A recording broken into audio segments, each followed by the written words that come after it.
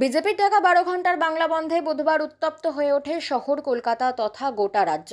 এদিন যত্রতত্র ব্যাহত হয় বাস, অটো থেকে রেল পরিষেবা।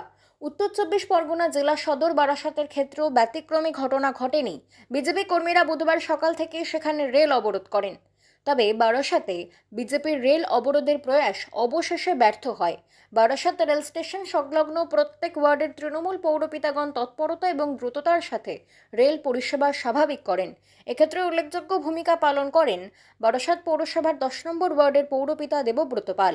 এদিন বারাসাতে রেল অবরোধের খবর পাওয়া মাত্রই বিলম্ব না করে তিনি স্টেশনে ছুটে যান।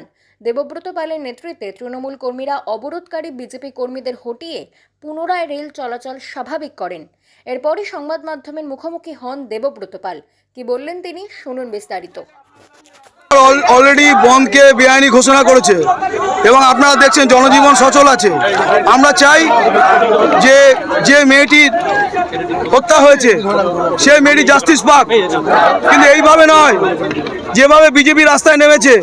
আজকে দেখুন ট্রেন চলছিল, হট করে সে বন্ধ করে দিচ্ছে। এটা তো করতে দেবো না, এখানে সব আমরা করতে দেবো না। আমরা নামবো, 5 মিনিট দেখবো, নাহলে ফাঁকা করে দেবো। পুলিশ 5 মিনিট টাইম নিয়েছে, 5 মিনিট না হলে 5 মিনিট ওরা ফাঁকা করে দেবো। দায়িত্ব কিন্তু পুলিশের। 100 ভাগ করবো। এখানে দেখুন মানুষ হাজার হাজার নিত্যযাত্রীরা রয়েছে, এখানে তাদেরকে আটকে দেওয়া হচ্ছে। কেউ বন্ধ চাইছে না, জোর করে বন্ধ করতে দেবো না।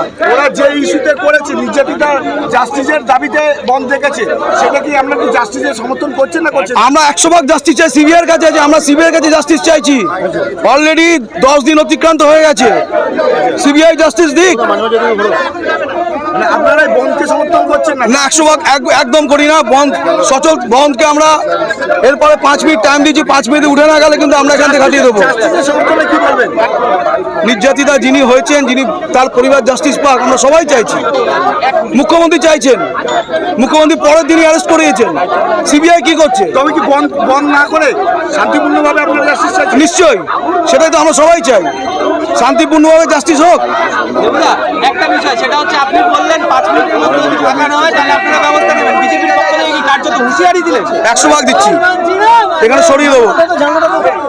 বাংলা খবর, আপনার রাজনীতি, আপনার আওয়াজ।